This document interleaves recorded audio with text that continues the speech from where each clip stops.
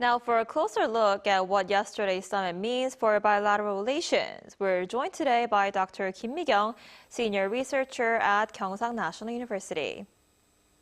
Dr. Kim, thanks for joining us this morning. Thank you very much for having me. So this summit was held in Nara Prefecture, Takaichi's hometown. What significance does that carry, and what stood out to you the most from yesterday's summit? Well, I can think of two reasons of the significance of the site, Nara. One is that the site seems to symbolize the importance of cultural transmission between the two countries as a foundation for peaceful coexistence in bilateral fashion. Nara was the site where Baekje Kingdom transmitted Buddhism and other cultural artifacts.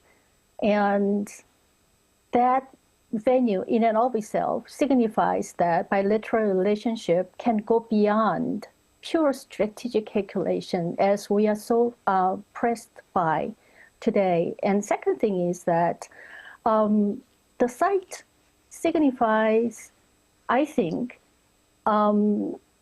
a step that we can go beyond from capital city-centric formulaic diplomacy. So the leaders can engage in more meaningful dialogue by staying away from the bureaucratic and formalistic manners of diplomatic engagement by holding talks in capital cities.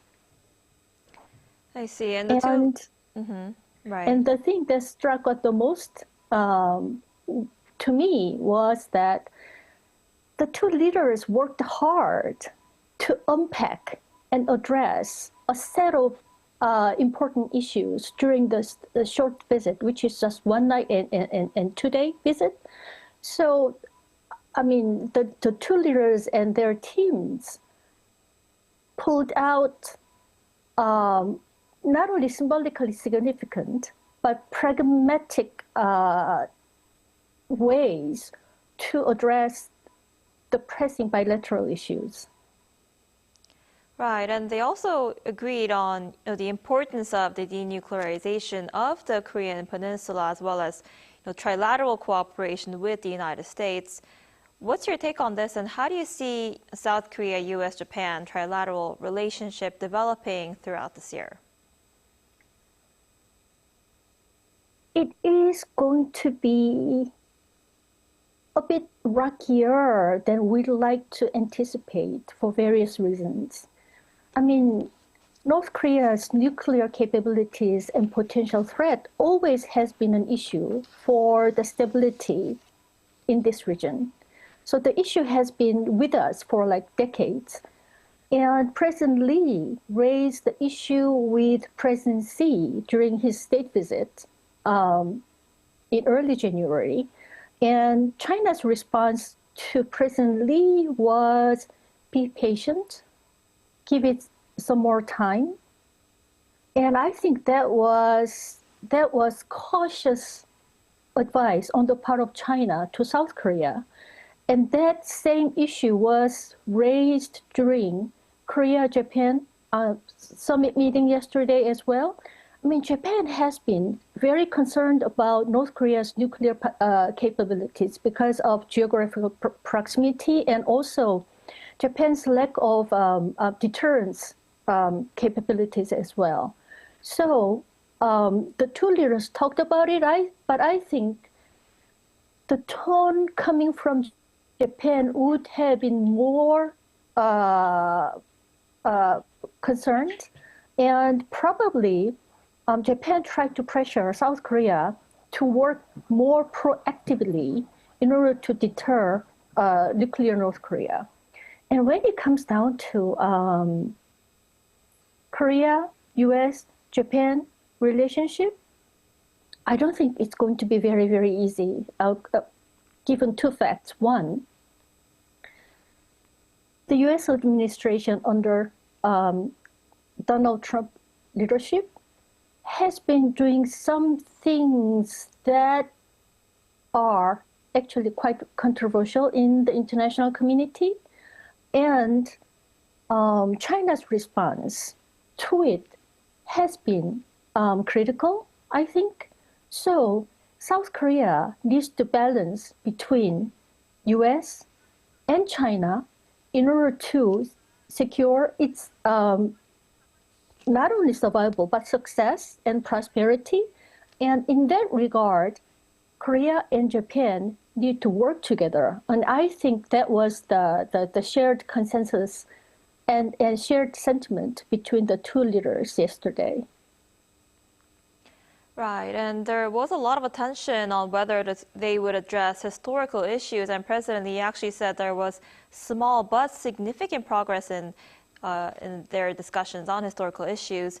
How did that play out, and how might the Lee administration's approach differ from that of the former Yoon administration? You know, the former Korean administration under Yoon Suk-yeol's leadership was excessively conciliatory towards Japan. In very plain expression, it was almost like a giveaway. And when we take a look at the issue of conscripted workers' compensation, it was the Yoon Suk-yeol administration's proposal that South Korean companies would pool their own financial resources in order to pay compensation to the Korean victims. And that was, I thought, was not very thoughtful. And it was actually quite insensitive to the situation of the victims who fought very, very long at the court to receive justice and in terms of emotional consolation and also financial compensation. Compared to the previous administration, what the current Lee Jae-myung administration is doing is actually very smart and tactical, because Jose coal mining incident involves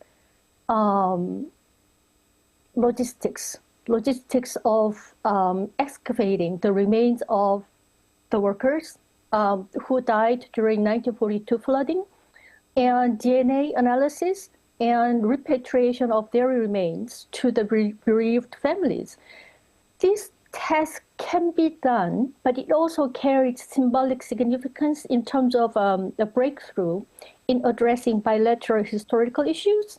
So compared to the previous administration, current Lee Jae-myung administration is a lot more tactical, a lot more thoughtful, and constructive. I see. All right, Dr. Kim, I'm afraid that's all the time we have for today. Thank you so much for your insight this morning. We appreciate it. It was my pleasure.